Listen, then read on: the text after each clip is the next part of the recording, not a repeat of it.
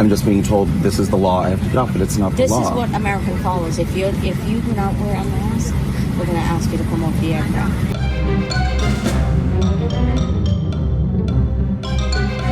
Straka later claimed he couldn't wear a mask because of a medical condition. American says it cannot legally ask Straka to reveal that condition, and that he boarded the next flight without a mask. United, Delta, and American now say moving forward, they may ban passengers who refuse to wear face coverings. I just got kicked off of my flight, American Airlines, because they told me that it was the law that I have to wear a mask. Every week I've been on an airplane, the announcement is made, please be respectful to those who cannot wear a mask or don't wear a mask. I've never had this happen before where I was told it was the law and they took me off the plane. I know that you went out to, what was it, Connecticut? Yes. And you actually talked to some Black Lives Matter protesters.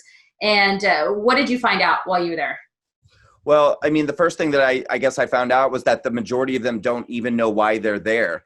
And, you know, for people who've kind of followed what I've done, watched a lot of my videos over the years, they'll know that I often do this. I go to protests. I go to kind of where a lot of the heat and the activity is, and I talk to people. I've gone to the Women's March now for years, and I've spoken to the women at the Women's March, and it was the same experience. They're holding signs. They're angry. They're filled with rage. They're on the brink of violence and sometimes actually are violent. And when you start asking them questions, none of them actually know why they're there. Okay, can we talk about statistics and numbers and data and facts and evidence? Wait. What are the numbers? What are the numbers? Yeah, what are the numbers for you guys? Right. No. What are the numbers? I'm going to tell you. The number of unarmed black people who were killed by police last year was 9.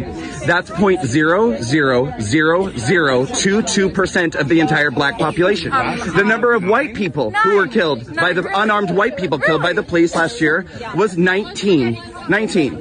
So, and the number of white people who are killed by police every year is double the amount that's killed by black people every year. Literally disgusting. You don't have a mask on, you know that, right? As you're speaking with no mask. This is my ear horn. It's on your neck, dude. I sanitize it when I get home. Yo, we good. We did that, but I'm gonna wear it on my neck. We good. You're here to make us look like animals. You're the oppressor. You're the world police. Who's screaming? You're the oppressor. Who's screaming laughing like an animal right now? Let me ask you a question. No, it's okay. Let me ask you a question. Hold on.